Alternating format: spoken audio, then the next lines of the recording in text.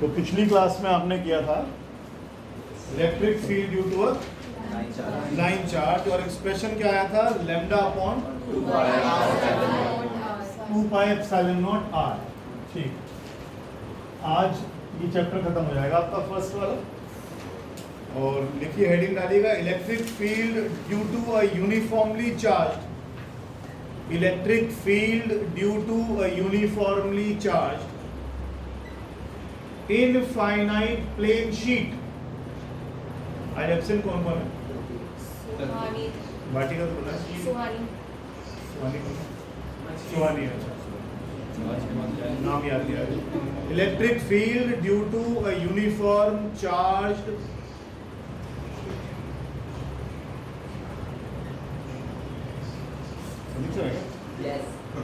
अच्छा सनी से बैठे, हाँ बैठे हो तो वही देख रहे हैं। Infinite plane sheet, infinite plane sheet. अब आपने क्या किया, एक शीट ले ली, इट हैज एक्सटेंडेड डायमेंशंस, मतलब ये बहुत बड़ी है, कहीं को भी फैल सकती है, कितनी बड़ी हो सकती है, और इसकी वजह से इसके चारों तरफ आपको इलेक्ट्रिक फील्ड निकालनी है। ठीक है, इधर देखो शिवाय, हमने क्या किया, इसके चारों तरफ एक, चारों तरफ नहीं, इसके आर पार एक गॉसियन सरफेस बना लिया, जो कि एक सिलेंडर है जो इसके आर पार निकल रहा है। ठीक है, बनाते जाइए पहले, उसके बाद फिर करते हैं इसको।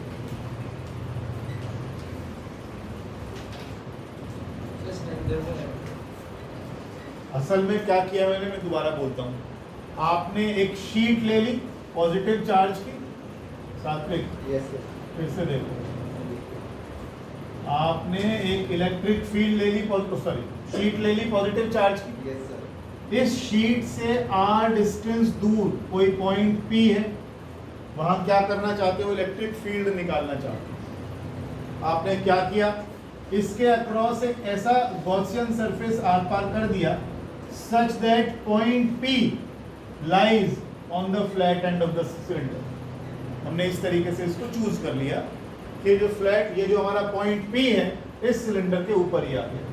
सिलेंडर क्या है, गॉसियन सरफेस। अब गॉसियन सरफेस को करेंगे जब हम पढ़ ही रहे हैं applications of Gaussian Gauss theorem, तो उसकी एप्लीकेशन में तो गॉस थ्योरम ही लगेगी बार बार। ये हमने ले लिया, और ये डिस्टेंस कितना है, यहाँ पॉइंट P ले लीजिए, और ये डिस्टेंस आप R ले लीजिए। अब पॉजिटिव चार्ज है तो फील्ड कैसी होगी, अवे होगी, तो यहाँ पर भी इलेक्ट्रिक फील्ड ऐसी होगी, यहाँ पर भी इलेक्ट्रिक फील्ड इस तरफ होगी, यहाँ पर भी इलेक्ट्रिक फील्ड इस तरफ ही होगी। अब इलेक्ट्रिक फील्ड है तो एक ही तरफ होगी, है या ना। और हर बार क्या करा था, पिछली बार भी हमने एरिया वेक्टर लगाए थे। एरिया वेक्टर किधर आएगा, आउटवर्ड ड्रॉन नॉर्मल, ये इधर को आ गया। इसका भी एरिया वेक्टर इधर को आएगा, आउटवर्ड ड्रॉन नॉर्मल, और इस सरफेस पर एरिया आएगा ऊपर की तरफ को, आउटवर्ड ड्रॉन नॉर्मल। और जब ये एंगल 90 होता है तो फ्लक्स का याद करो, फ्लक्स होता था EA cos 90, और ये तो 0। पिछला जो आर्टिकल आपने करा था उसमें लाइन चार्ज किया था, एक मिनट, उसमें लाइन चार्ज लिया था आपने, और लाइन चार्ज की वजह से आपने देखा था कि सारी की सारी फ्लक्स केवल कर्व्ड सरफेस एरिया से निकल रही थी, पिछली बार जो हमने किया था।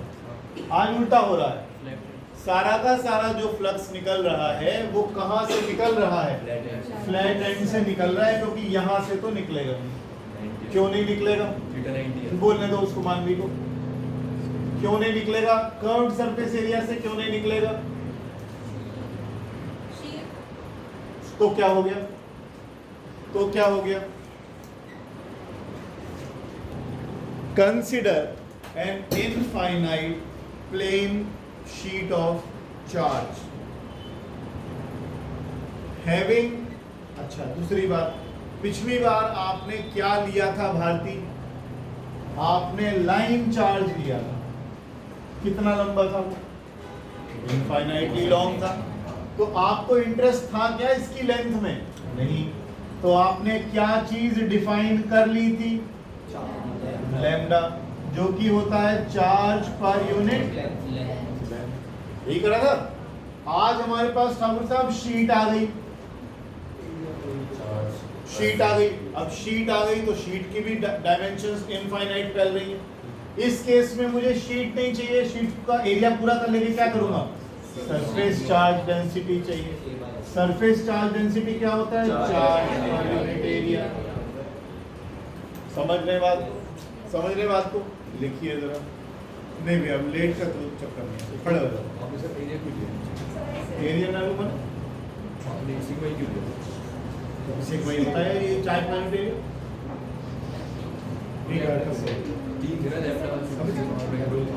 Area. Consider an infinite plane sheet of charge. आगे आ जाइए, लावण्या के साथ बैठ जाए, अकेले मत बैठिए, कुछ छूट जाएगा तो कम से कम नोट देख तो लेंगे आप। Consider an infinite plane sheet of charge having surface charge density Arnav, having surface charge density sigma। 9th की तरह मत करिएगा, नोट्स पूरे लिखिएगा। अर्णव से कह रहा हूँ, ये आधा ही लिखता था वहाँ पे, भूला नहीं हूँ। किसमें? इसमें भी आधा ही लिखता था। अब मत करिएगा, दिक्कत होगी। Having यूनिफॉर्म क्या लिखा है, सरफेस चार्ज डेंसिटी सिग्मा। आगे लिखो, वी नीड टू फाइंड या we want to find electric field, we want to find electric field at point P,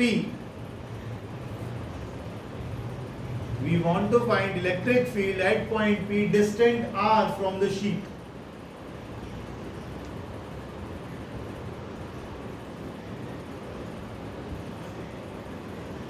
ठीक है जी। We draw a Gaussian surface, we draw a Gaussian surface which is a cylinder of length L, which is a cylinder of length L,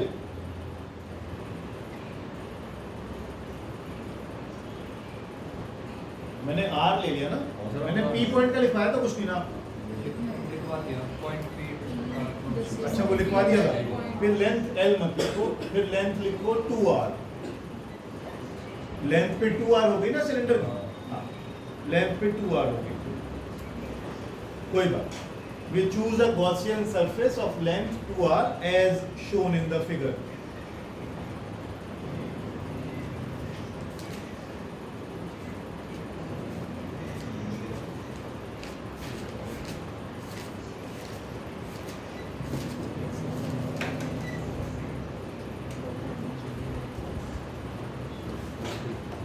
ठीक है, we choose a Gaussian surface of length 2R and area of cross section capital A,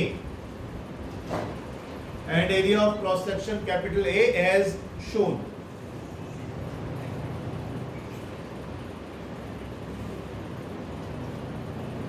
ठीक है, यहां तक आगे बोलो, आगे लिखिएगा, due to symmetry, due to symmetry electric field at a distance r,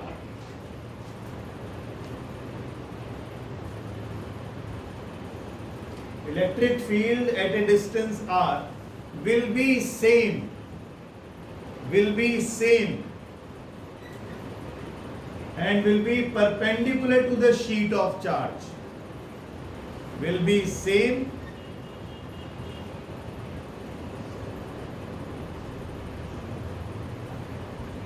and perpendicular to the sheet of the charge। ये रही शीट और इलेक्ट्रिक फील्ड आ गई perpendicular to sheet of charge 90 का एंगल। आगे चलिए, आगे चलिए, नेक्स्ट लाइन में लिखिएगा, electric flux, electric flux through the curved surface area, CSA लिख लो, electric flux through the CSA of Gaussian surface is 0।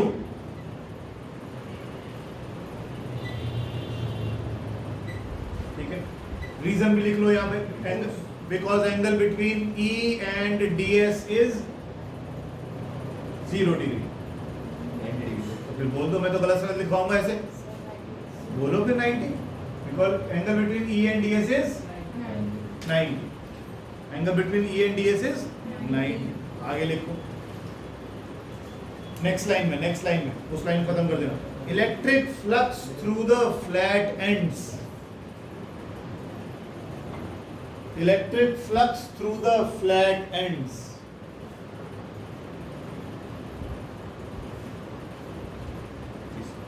ये सब वही है जो हम कर रहे हैं, मैं पहले कह रहा हूं आपको बार बार। जैसे हम लिखते हैं ई डी एस कॉस 0, ये थोड़ा सा फ्लक्स आ गया, टोटल फ्लक्स निकालना है तो क्या करोगे, इंटीग्रेट करोगे।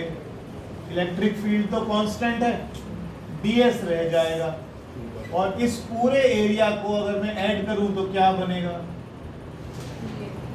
जब डेफिनेट एरिया होता है तो हमें इसकी जरूरत पड़ती नहीं है ds bs करने की, सीधा सीधा हमें पता है ना एरिया कितना है, साइड का एरिया कितना है a, क्रॉस सेक्शनल एरिया कितना दिया है a, तो हमने सीधा सीधा a यूज कर दिया, वो ds bs का चक्कर ही नहीं करा।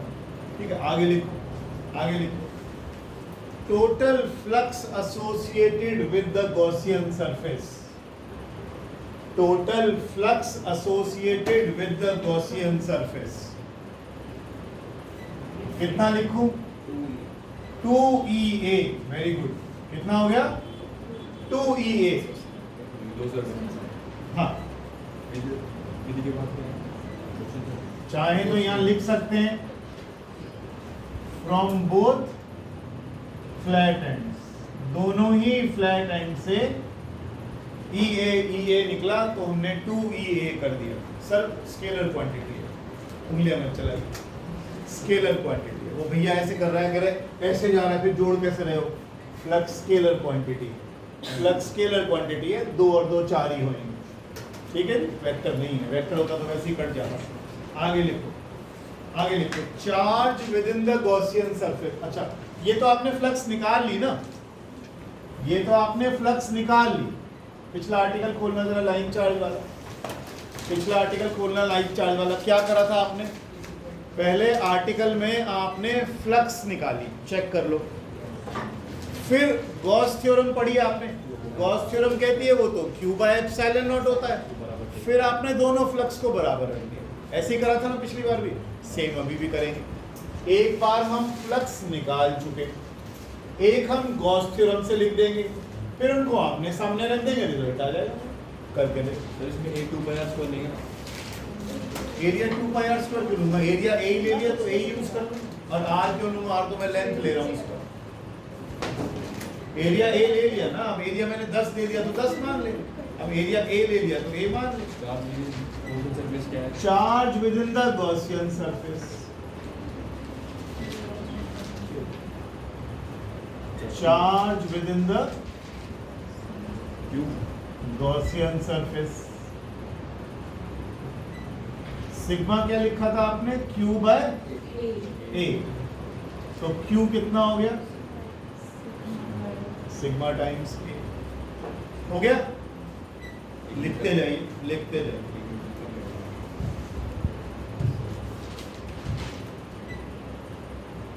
तो कुछ कह रहा था, मैं रुक गया बीच में, उस टाइम बता नहीं पाया। सात्विक हो गया।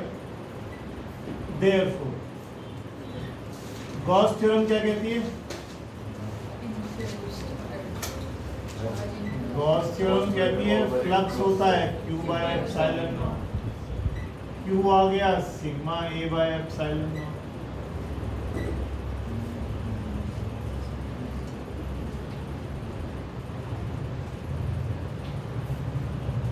ये इक्वेशन 1, ये equation 2 from 1 and 2, 2EA is equal to sigma A by epsilon। Area की जरूरत ही नहीं पड़ी हमारे को।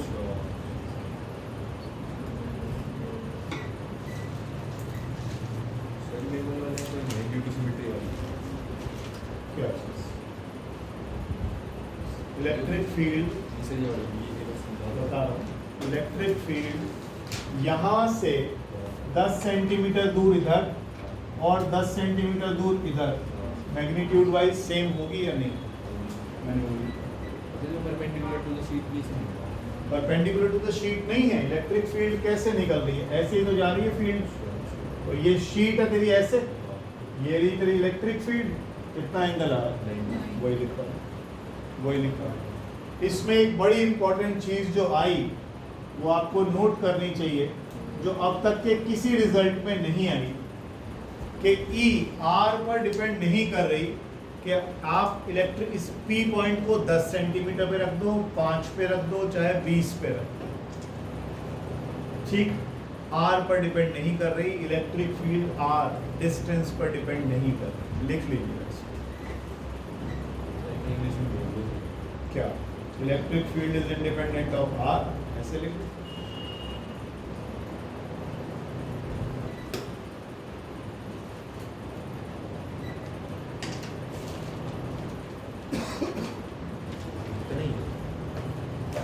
हमेशा ये ऐसे मत देखो, बोर्ड लकड़ी का याद पकड़ लेगा, बताओ कि ये समझ नहीं आ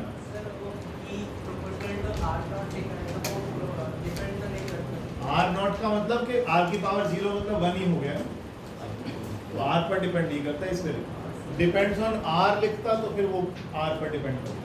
अब आर रेज़ टू पावर 1 हो जाता, हटा दूं। अगली क्लास में छोटा सा टेस्ट लूंगा आपको, कोई दिक्कत नहीं है सर, इसका जो पढ़ा इस है पूरे चैप्टर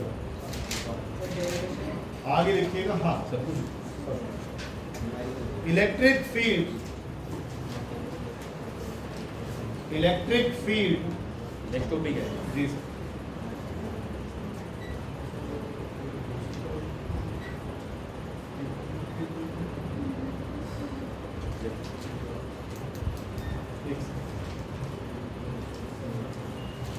ये चार्ज शीट ऑफ मेटल वाला करवाया अपने स्कूल में, charge sheet of metal, topic तो देख लिया करो यार, इतना भी मत सोया करो स्कूल में, सच्ची। क्या आंसर आया था? टॉपिक का नाम याद है, देखा आपने कहा टॉपिक याद रखना। अच्छा, ऐसा है। याद है। मेरी कौन सी इलेक्ट्रिक फील्ड, सुनो यार, सुनो सुनो,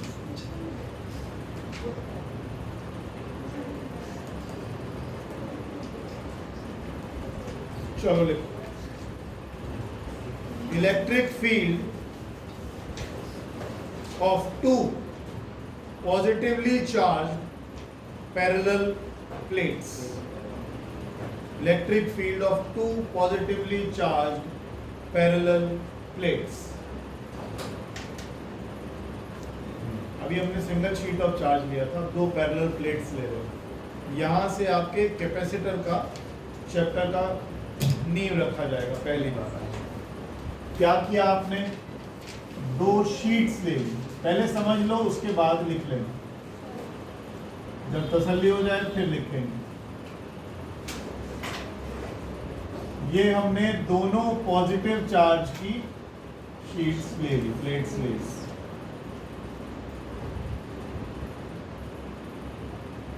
कुछ दोनों में फर्क दिख रहा है क्या? चार्ज डेंसिटी मैंने अलग करने की कोशिश करी है, या थोड़ा ज्यादा दिखा दिया, थोड़ा कम दिखा दिया।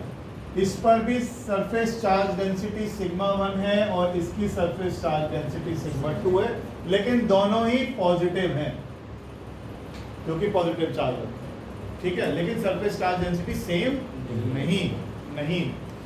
अब हम इलेक्ट्रिक फील्ड यहाँ निकालेंगे, यहाँ भी निकालेंगे और यहाँ भी निकालेंगे। नाम रख देते हैं इसका कुछ ABC करके, और देखते हैं, निकालने की कोशिश करते हैं। आर्टिकल लिखने की जरूरत नहीं है, पहले देख लो अच्छे से।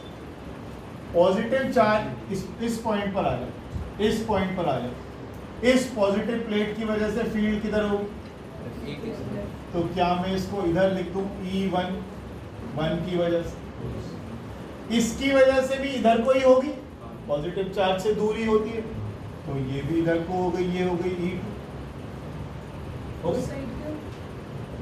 ऐसे ही पहले उस साइड ले ही रहा हूँ मैं, तो ए पॉइंट की बात है।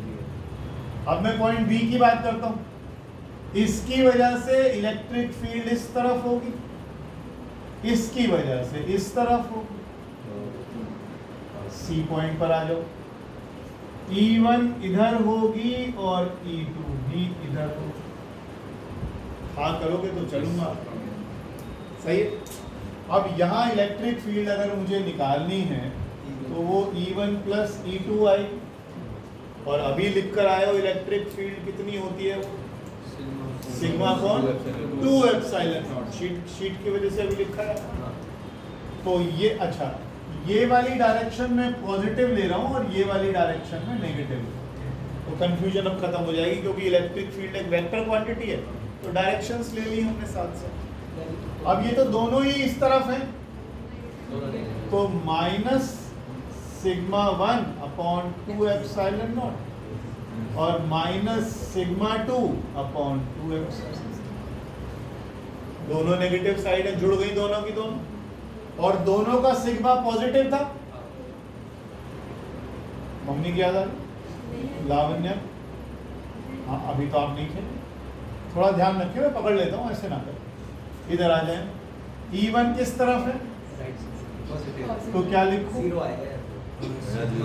ऐसे कैसे आएगा, चार्ज डेंसिटी अलग अलग है। ये बी पॉइंट पर आ गया। ये सब देखो वो कैसे शक से देखने बीच में बैठे। Electric field due to this sheet right को है, पॉजिटिव होगी तो सिग्मा 1 अपॉन 2 एप्सिलॉन। ये वाली लेफ्ट को है, समझ आ रहा है। सबका इक्वल लेवल तेल कर महान नहीं है ना, ये कुछ गरीब बच्चे बैठे हैं तो पढ़ा। ठीक है, हो गया। यहाँ पर दोनों ही किस तरफ है, तो sigma 1 upon 2 epsilon not positive में, और sigma 2 upon 2 epsilon positive. Direction समझ में आ रही है ना, वही कुछ दिक्कत नहीं है। अब इसमें हम कुछ स्पेशल के रिजल्ट आ चुका है। अब वो कह रहा है अगर हम दो प्लेट्स ले लें, इसमें पॉजिटिव चार्ज हो, इसमें उतना ही नेगेटिव चार्ज हो, उतना ही, मतलब इसकी surface charge density plus sigma, इसकी सरफेस चार्ज डेंसिटी, अगर ऐसा हो तो क्या होगा, तो यहाँ इलेक्ट्रिक फील्ड कितनी आएगी, पॉजिटिव की वजह। अगर इसकी सरफेस, अगर ये पॉजिटिव चार्ज की प्लेट है तो चार्ज डेंसिटी भी पॉजिटिव रहेगी, नेगेटिव है तो चार्ज डेंसिटी भी नेगेटिव रहेगी। अब इन्हीं केसेस में हम यहाँ दोबारा लगा देते हैं, चार्ज डेंसिटी कैसी होगी, सेम बट अपोजिट, एक प्लस में है और एक इसमें लगाइए, इसमें लगाइए। इसकी वजह से दोनों, इसकी वजह से फील्ड इधर होगी, नेगेटिव की वजह से इधर को होगी, तो मैं यहाँ पर लिख देता हूँ E1 माइनस E2, है ना, E1 माइनस E1 कितना हो गया, sigma upon 2 epsilon not minus E2 किस तरफ हो गया, सॉरी अब ठीक है, E2 किस तरफ हो गया, तो माइन क्या लिखो, सिग्मा माइनस नहीं आएगा, प्लस माइनस नहीं आएगा, क्योंकि सोल्ड डायरेक्शन सर दोनों इस तरफ होंगे, दोनों ही सर दोनों इस तरफ होंगे। तो फिर बताओ कैसे करें, सर दोनों इस तरफ होंगी, नेगेटिव की तरफ भी सिर्फ इधर को ही होगी, yes, नेगेटिव प्लेट की वजह से फील्ड ऐसे होगी कि इस तरफ होगी, टुवर्ड्स द प्लेट होगी ना। तो बताओ क्या है आंसर, गलती कर रहा हूँ, प्लस आएगा, गलत लिख दिया, सही करवा। प्लस सही तो आएगा, लिखा सिग्मा है, का आपको। नेगेटिव की माइनस में होती है ना। चलो एक काम, सर सही है, मुश्किल हो रहा है, सही तो लिखा है। इलेक्ट्रिक फील्ड तो लिख ही चुके ना, इसमें से कुछ कॉमन ले सकता हूँ क्या,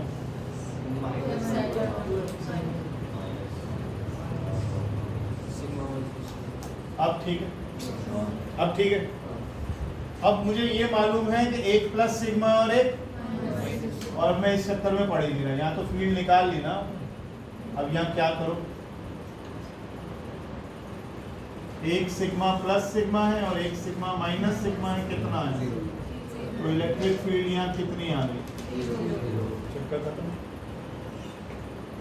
चक्कर खत्म हो गया। बीच में आ जाओ, यहाँ पर आ जाओ।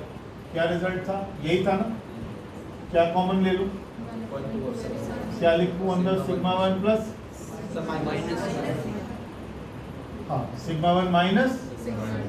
अब यहाँ पर आ जाओ, ये चीज को यहाँ पर आ जाओ। 1/2 epsilon not, sigma 1 is sigma और सिग्मा 2 इज माइनस सिग्मा। कितना हो गया? 2 सिग्मा अपॉन 2 एप्सिलॉन नॉट। तो 2 से 2 कट गया तो सिग्मा अपॉन, ऊपर वाले में और नीचे वाले में फर्क क्या रहेगा? है जी, आप करके देखेंगे। अब मैं रुकता हूँ, मैं इसको रिकॉर्डिंग को पॉज करता हूँ। We take two infinite sheets of charge A and B. We take two infinite sheets of charge A and B, both positively charged, and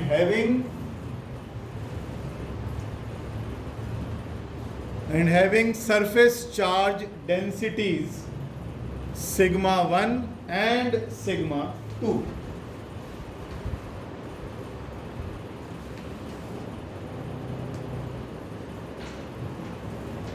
ठीक है जी।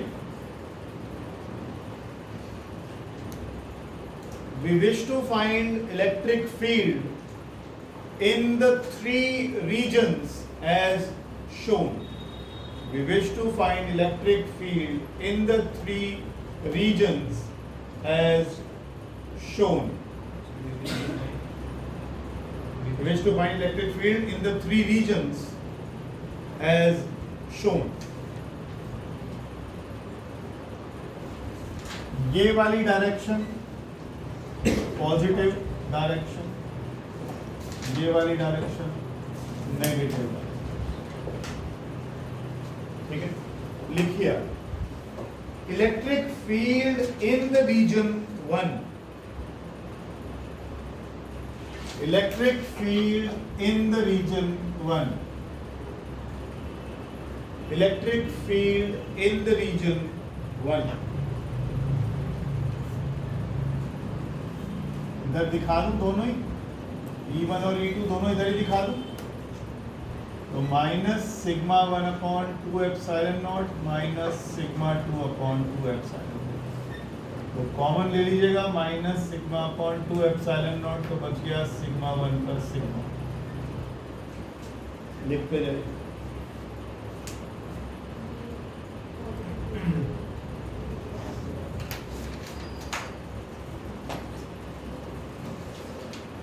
ठीक है, नहीं बोल नहीं रहा हूं, लिखूंगा। Electric field in the region 2, यहां पर इसकी वजह से इधर और इसकी वजह से इधर है ना, दोनों पॉजिटिव है। अब जाएगा तो sigma 1/2 epsilon not minus sigma 2/2 epsilon not. तो 1/2 एप्सिलॉन नॉट आ गया, सिग्मा 1 माइनस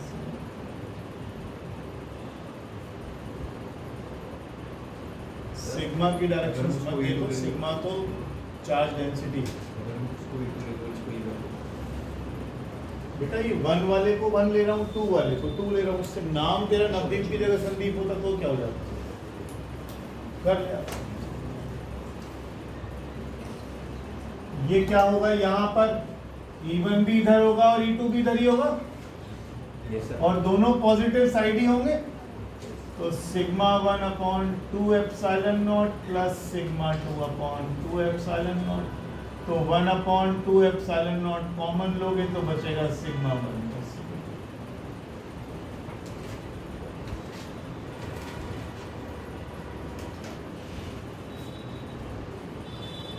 अब लिख लो इसके स्पेशल केसेस।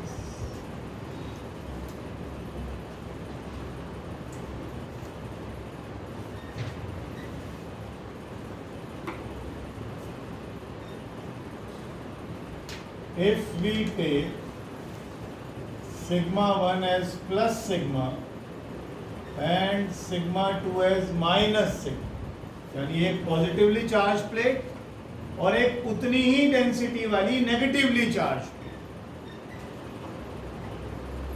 तो E1 कितना हो जाएगा? -1/2 एप्सिलॉन नॉट। ये देखो यहाँ एक में सिग्मा डाल दूंगा, एक में माइनस सिग्मा डालूंगा, तो सिग्मा माइनस सिग्मा 0 आ गया। ऐसे ही इलेक्ट्रिक फील्ड दूसरे रीजन में डाल देता हूँ, कितना आएगा? -1/2 epsilon not sigma minus of minus sigma,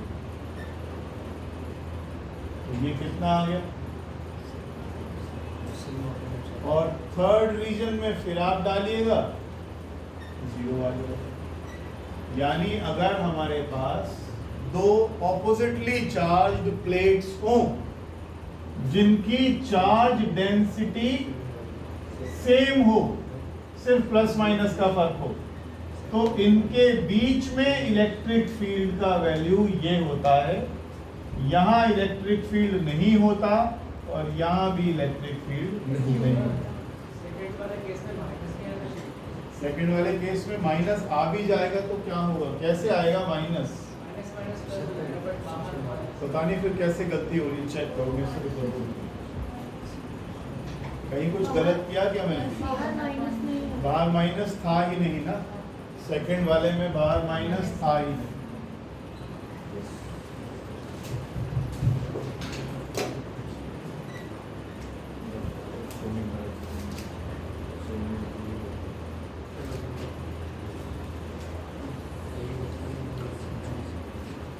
अगला लिखिएगा,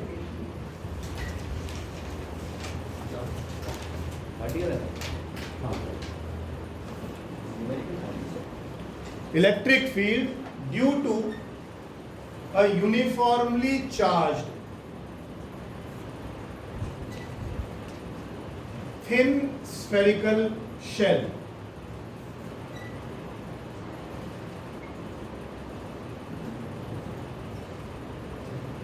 spherical shell।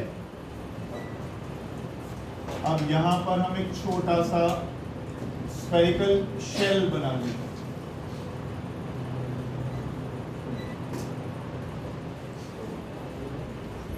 शेल कैसा होता है? हॉलो, अंदर से खाली, पतली सी इसकी बाहर की लेयर हो गई और इस पर हमने कुछ चार्ज दे दिया, इसकी चार्ज डेंसिटी बना दी हमने कुछ। अब इसके बाहर, इसके खुद के ऊपर और इसके अंदर हम इलेक्ट्रिक फील्ड निकालेंगे। 3 जगह हम निकालेंगे और देखते हैं क्या रिजल्ट आता है, ठीक। और वो रिजल्ट आपका देखा हुआ सा लगेगा। ये मत बनाइएगा कि जो बनाया मैंने इसको छोड़ दिया, ये मत बनाइए। लिखिए, कंसिडर अ थिन, अभी बनाइए ही मत, इसको छोड़ दीजिए। Consider a thin spherical shell of radius capital R having uniform charge density sigma, having uniform charge density sigma। लिख लिया जी, आगे चले। Electric field at any point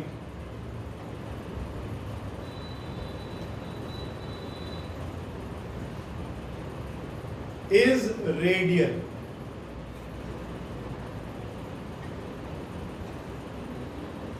बहुत सिंपल, रेडियल का मतलब अलोंग द रेडियस।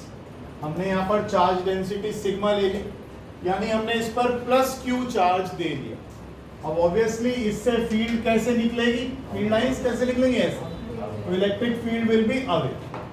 अगर मैं इसके सेंटर से r डिस्टेंस दूर कोई पॉइंट P ले लूं और वहां इलेक्ट्रिक फील्ड निकालना चाहूं, तो फील्ड की डायरेक्शन तो ऑब्वियसली किधर को होने वाली, ऐसे ही होगी। पॉजिटिव चार्ज लिया है हमने तो पॉजिटिव चार्ज से फील्ड अवे होगी, तो ये फील्ड हमने ऐसे निकाली। क्लियर है ये चीज? लिखवा दो, लिखो क्या लिखा है? Electric field at any point is radial, full stop.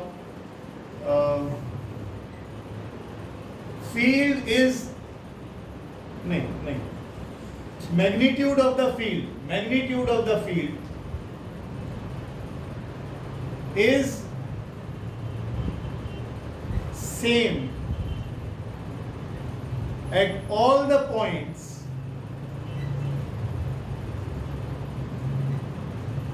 equidistant from the center of the shell.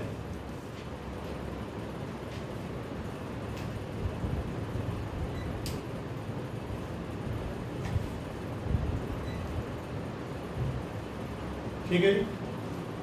क्या लिखा है? लाइन पढ़ो। यहां से छोटा r डिस्टेंस यहां पॉइंट ले लूं, या यहां ले लूं p पॉइंट r डिस्टेंस दूर, या यहां ले लूं r डिस्टेंस, सब जगह इलेक्ट्रिक फील्ड का मैग्नीट्यूड सेम है, क्योंकि इलेक्ट्रिक फील्ड ये रेडियल है ऐसे। तो अगर मैं रेडियस r लेकर एक स्फीयर बनाता हूं तो स्फीयर पर सभी जगह इसका मैग्नीट्यूड सेम है। डायरेक्शन तो ऑब्वियसली इसकी इधर है, इसकी इधर होगी, इसकी इधर होगी, इसकी इधर होगी, मैग्नीट्यूड वाइज सेम है। अब हम पॉइंट P को यहां लेंगे, सरफेस पर लेंगे और अंदर लेंगे। क्या पढ़ क्या रहे हैं हम आज पूरा दिन? क्या पढ़ रहे हैं हम? गॉस थ्योरम की एप्लीकेशंस, जिसमें हमने लाइन चार्ज लिया, फिर हमने शीट ली, अब हम यहाँ पर स्फीयर शेल लें, स्फेरिकल शेल लें, ठीक है? और गॉस थ्योरम इस पे लगाकर यहाँ पर हम निकालेंगे इलेक्ट्रिक फील्ड। चलिए आगे लिखिए। When P lies outside the shell, हमारा जो पॉइंट P है वो शेल के बाहर।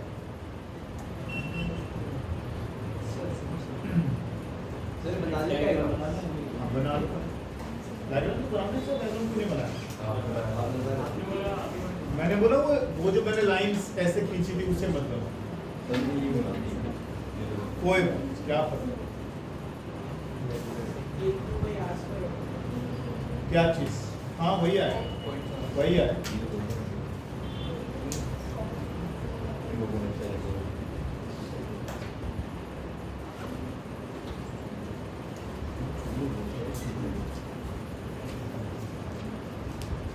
बन गया भाई?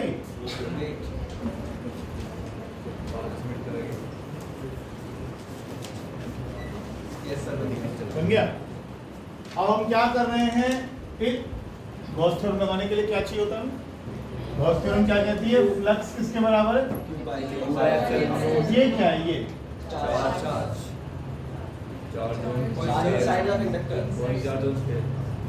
और वो शब्द नहीं मिल रहा मुझे।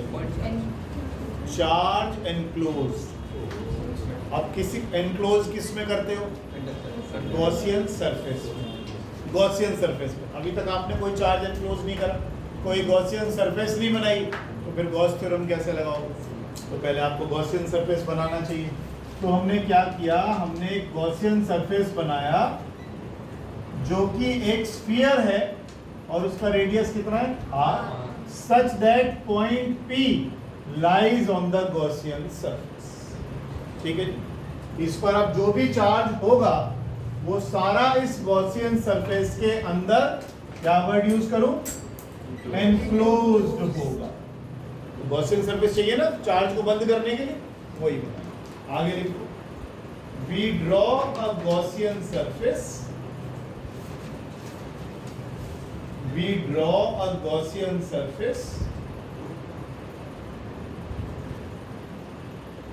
such that we draw a Gaussian surface which is a sphere of radius r, छोटा r, which is a sphere of radius r,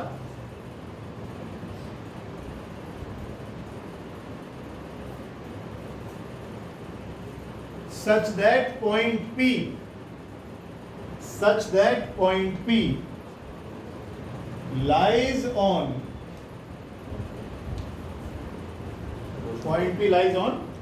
the Gaussian surface.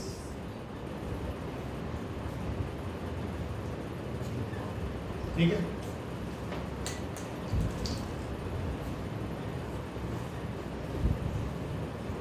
Electric flux through the Gaussian surface.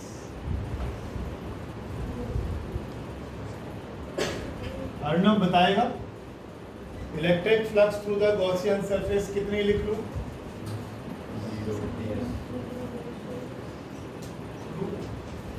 Electric flux मतलब इस Gaussian surface से कितनी flux निकलेगी, Gaussian surface से कितनी flux निकलेगी। अभी तक करते आए हो कई बार, फ्लक्स का फॉर्मूला होता है E A cos थीटा, यही होता है। इलेक्ट्रिक फील्ड यहाँ अगर E है तो यहाँ भी E, यहाँ भी E, यहाँ भी, ऐसा हम लिख चुके हैं कि इलेक्ट्रिक फील्ड यहाँ से r डिस्टेंस दूर बराबर ही होगी, हाँ या ना।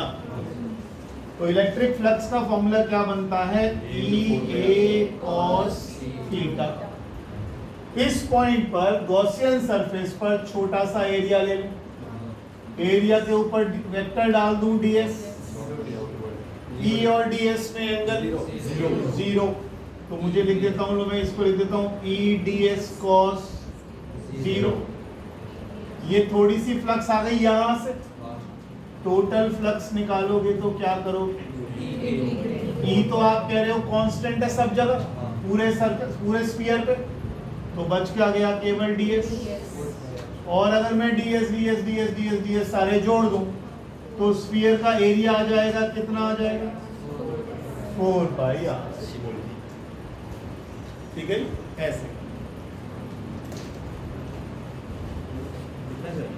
लिख लेते हैं, लिख लेते हैं।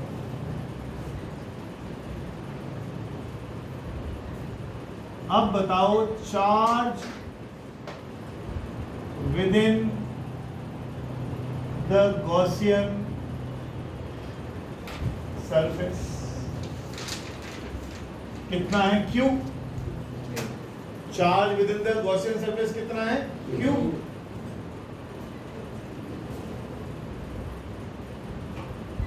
ठीक करो।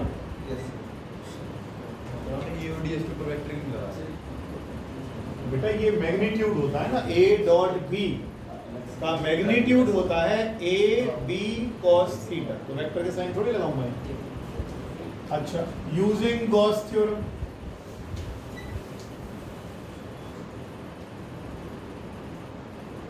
गॉस थ्योरम लगाएं, क्या हो गया? चेले की हवाइयां कोड़ी हुई हैं। फ्लक्स कितना होता है? Q बाय एप्सिलॉन, लेकिन फ्लक्स तो आप पहले निकाल चुके। Therefore, Q by E into 4 pi r square Q by epsilon। Electric field कितना आ गया? ये कुछ देखा सा नहीं लग रहा? हाँ, result is same as in case of a point charge। ठीक है जी। Hence shell behaves like a point। Shell एक पॉइंट चार्ज की तरह बिहेव कर रही है। मैं दोबारा बताऊंगा, ये आर्टिकल मुश्किल नहीं है, फिर से सुन लो। हमने एक शेल ले लिया मेटल का, कंडक्टर का, उस पर हमने कुछ चार्ज दे दिया। अब जब चार्ज दिया है तो उसके चारों तरफ इलेक्ट्रिक फील्ड भी होगी। हमने इलेक्ट्रिक फील्ड चारों तरफ है, इसके इलेक्ट्रिक फील्ड कैसी होगी? पॉजिटिव की वजह से अवे होगी। हमने r डिस्टेंस दूर एक पॉइंट ले लिया P, और यहाँ पर हमें इलेक्ट्रिक फील्ड निकालनी है। ठीक, अब क्योंकि गॉस थ्योरम का एप्लीकेशन करना है तो चार्ज एनक्लोज्ड भी कुछ करना पड़ेगा। तो हमने क्या करा, इसके चारों तरफ एक फुटबॉल बनाई और such that point P lies on that football. Football क्या है? Gaussian surface. ठीक है जी।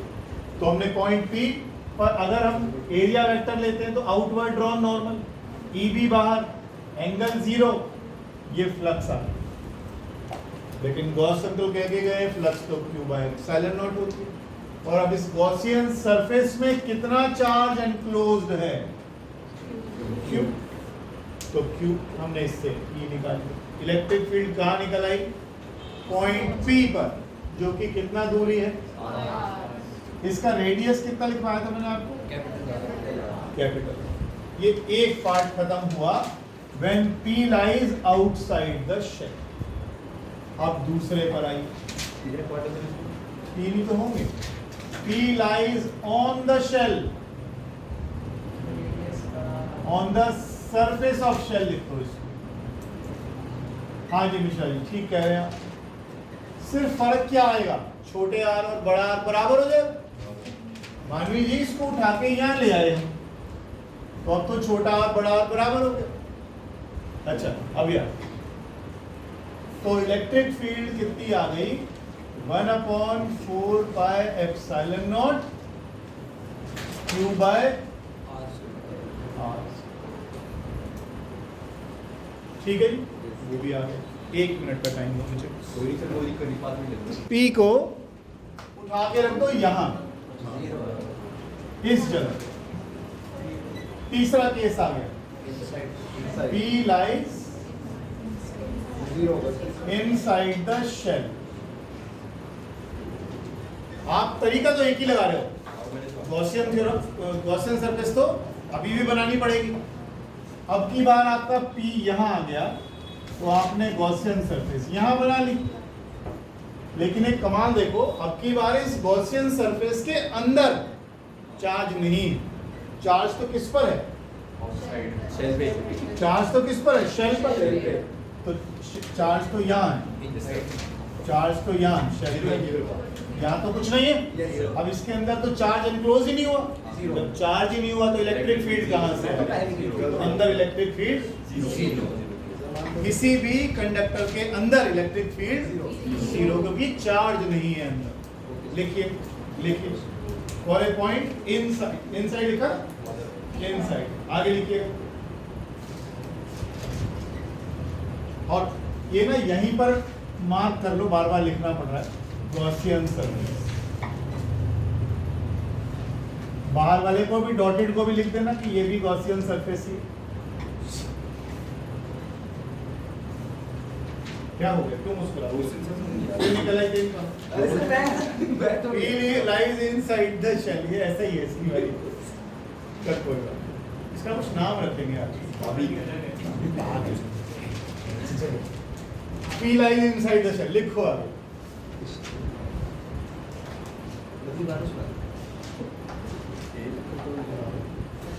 ऐसे लिखो, no charge is enclosed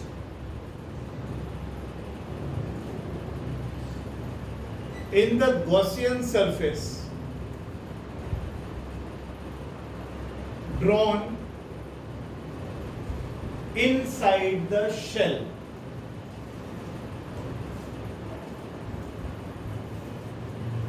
and therefore electric field will also be 0। ठीक है, आप चाहो तो रिजल्ट को ऐसे लिख के दे सकते हो।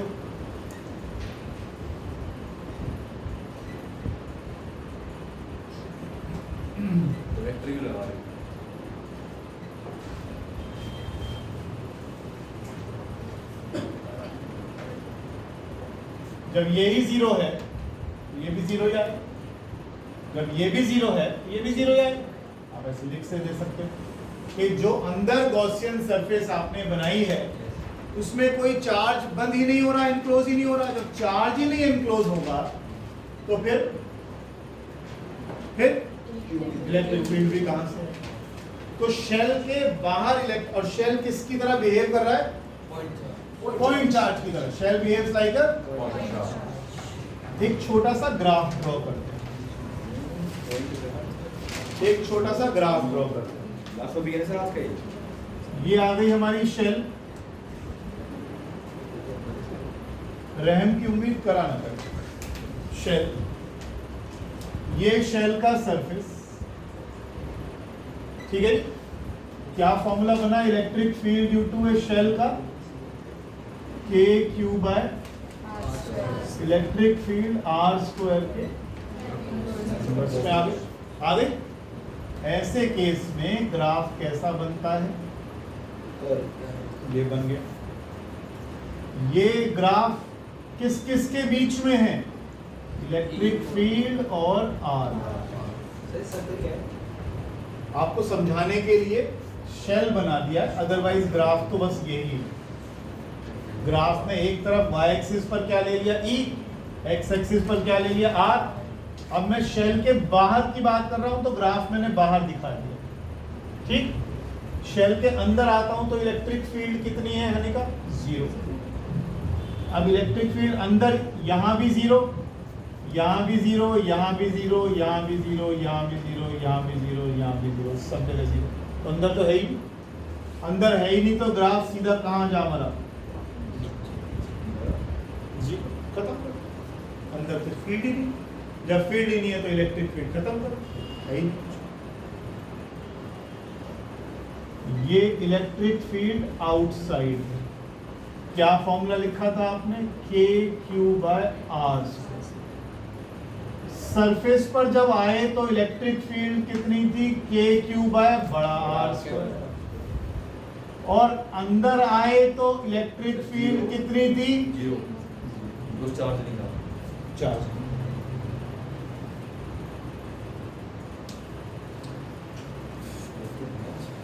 एक नोट लिखो छोटा सा। हाँ, होता है, ऐसा होता है।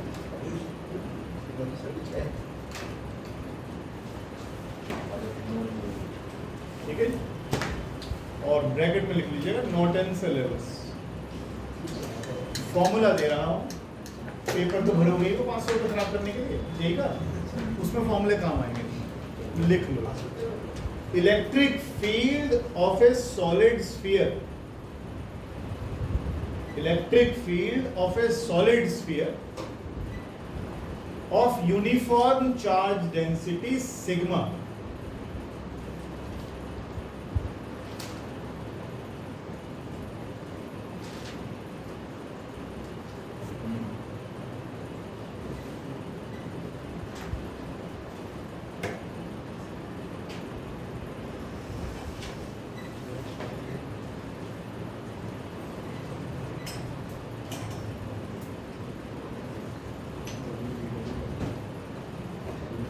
सेम। अब शेल लिया था, अब सॉलिड स्फीयर। शॉर्टपुट देखा तो फेंका कभी शॉर्टपुट, लोहे का गोला जो उसको ऐसे करके वो फेंकवाता है, वो बस वही उसी की बात कर रहा हूँ। वो चार्ज करके रख दिया है हमने। अब उससे गोले से बाहर पूछ रहे हैं कितनी इलेक्ट्रिक फील्ड है, गोले के ऊपर पूछ रहे हैं और गोले के अंदर पूछ रहे हैं। ये खोखला था, अंदर से खाली था, ये सॉलिड जो अब हम लिख रहे हैं। सिर्फ फॉर्मूले याद करने और कुछ नहीं करना, ठीक है। तो सबसे पहले आउटसाइड के लिए लिख लो, सेम रिजल्ट है, कोई फर्क नहीं है। 1/4 pi epsilon naught q by r. Surface के लिए भी कोई फर्क नहीं है।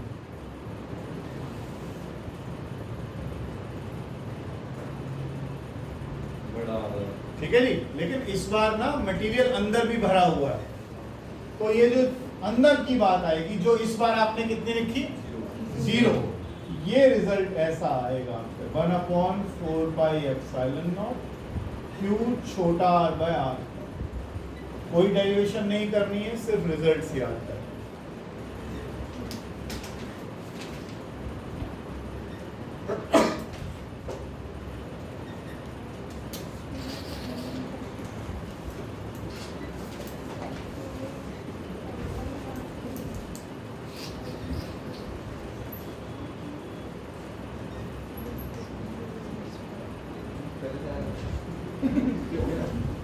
कुछ कह रहा है कुछ ना सुन लिया बस ना सही है बोलो तुमने खाना क्या अंडे खाने फिर हम लोग क्लास के बाद उस सर में कार है 59 हो गई करेक्ट 59 कौन है रिकॉर्डिंग हुआ है कुछ आगे तो आगे नोटिस सर उधर दिखाया था रिकॉर्डिंग बता क्वेश्चन लिखिएगा प्लीज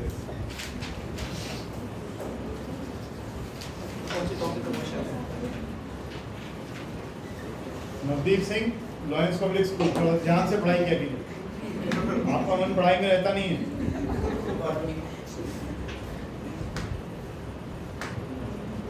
आपको आज पता है क्या कह रहे हैं आपको आज पता लगा बड़े मुझोर हैं आप। बताना पड़ेगा आपको रिकॉर्डिंग करके भेजनी पड़ेगी ऐसे कैसे बोलते हैं काउंसी को भेज सॉरी पापा I will do not do it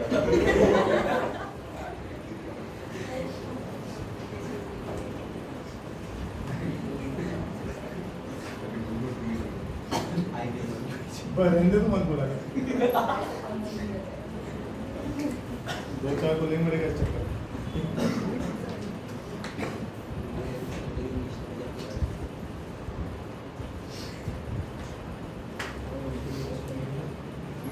देखो जी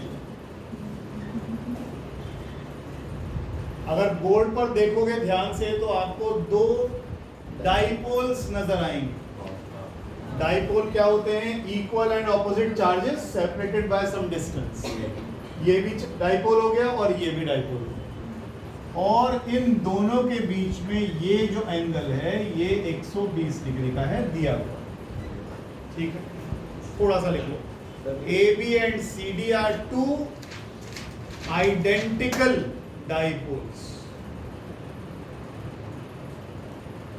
लिख लिया two identical dipoles आगे लिखें what is the resultant dipole moment of this combination जी सर थ्योरी पहले चैप्टर की खत्म हो चुकी आज पहले chapter what is the resultant dipole moment of this combination उनमें से कोई जीडी में उसमें भी है क्या उनका में जो लड़के आए थे पहचान कोई अभी जो डॉक्टर साहब तो वो चमड़ी क्या उसका बताओ what is the resultant dipole moment of this combination देखो क्या कह रहे हैं 12th क्लास कर दो देखो जरा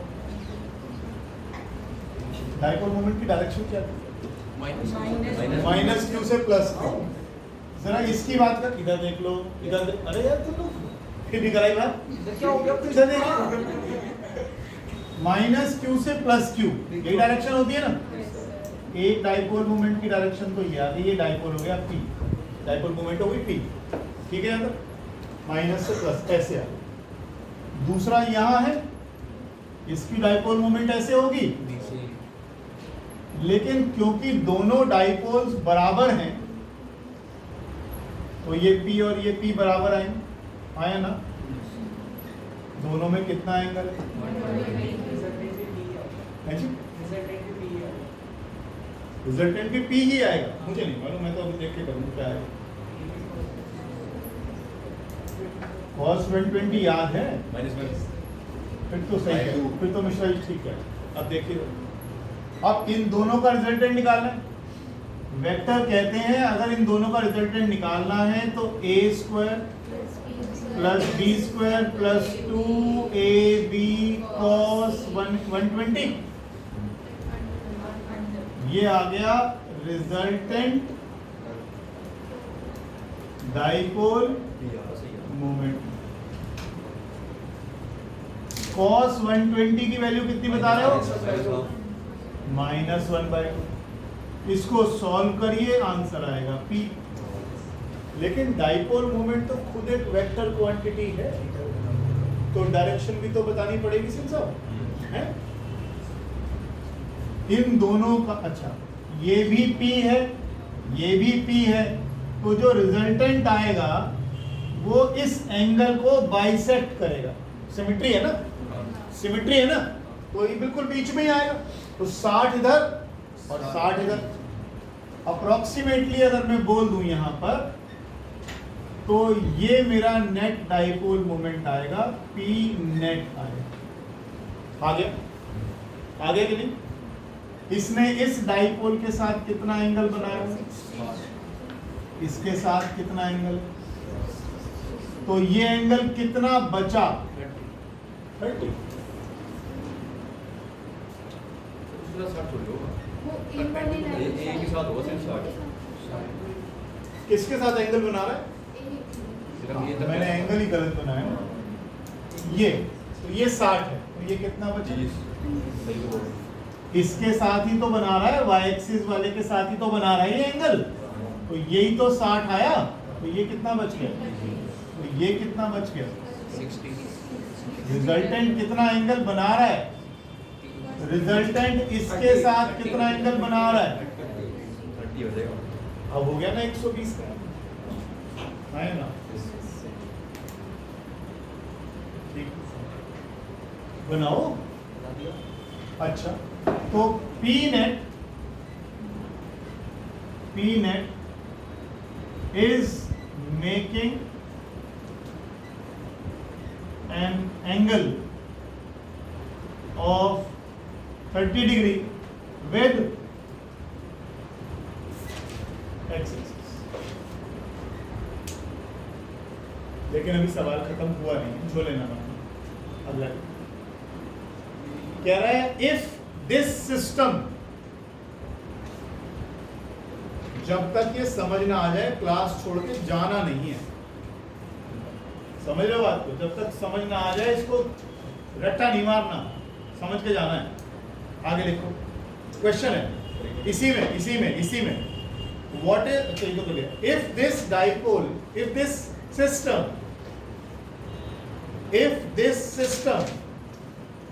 is subjected to, सिंसा पहले लिख लो, if this system is subjected to an electric field along x-axis, along positive x-axis, what is the magnitude and direction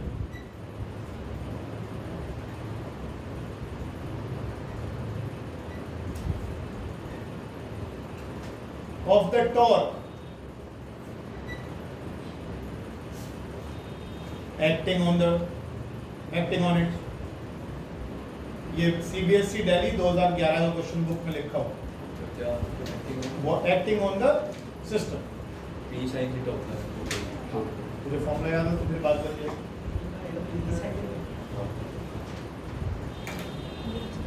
Lavanya ji, torque का फॉर्मूला क्या होता है? PE sin theta. ये थीटा किस किस के बीच में है? P और E के बीच में। आपका नेट P कहाँ है? ये जा रहा।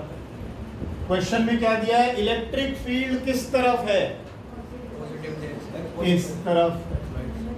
इलेक्ट्रिक फील्ड आपकी इस तरफ है। E और P में एंगल 30 डिग्री का, तो ये P E sin 30, तो ये आ गया PE बाय, ये टॉर्क लग गई, ये टॉर्क लग गई। टॉर्क की डायरेक्शन बताएं।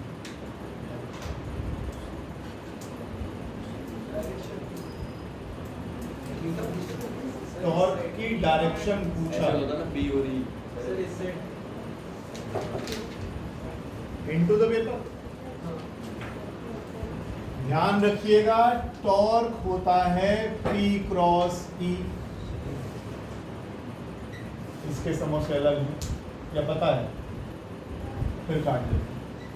P से E की तरफ सीधे हाथ की उंगलियों को मोड़ो, तो जिस तरफ ये जाएगा ये टॉर्क की डायरेक्शन, P क्रॉस E। ठीक, क्या कह सकते हैं उसको? माइनस Z डायरेक्शन कह सकते हैं। आपकी बुक में प्लस Z लिखा है, ऊपर ही तरफ आ रहा है। ऊपर कैसे आए? प्लस Z प्लस Z की तरफ आ रहा है। प्लस Z कहाँ होता है? आउटसाइड के पेपर आते हैं इसका आउटसाइड इसके हिसाब से हमारा तो इनसाइड का गलत है सर गलत है कितना बार अच्छा हमारा 10 इसके 10 आउटसाइड है कमा कर पी क्रॉस इंडिया मुड़ेगा कहाँ जाएगी तेरी बुक में गलत है कॉन्फिडेंस नहीं कर सकता बुक में गलत है सर ऐसे तो रुकिए बेटा सर हैव नाइस डे अगला सवाल कर बेटा अभी सर सही बात बताऊं सर बहुत ज्यादा हो गए 7:10 हो गए 7:10 कब से बस हो रहा है बिल चेक कर लो सात ऐसे हो रहे हैं अच्छा तो फिर ये घड़ी 7:04 क्यों दिखा रही है सर 5 मिनट पीछे है ये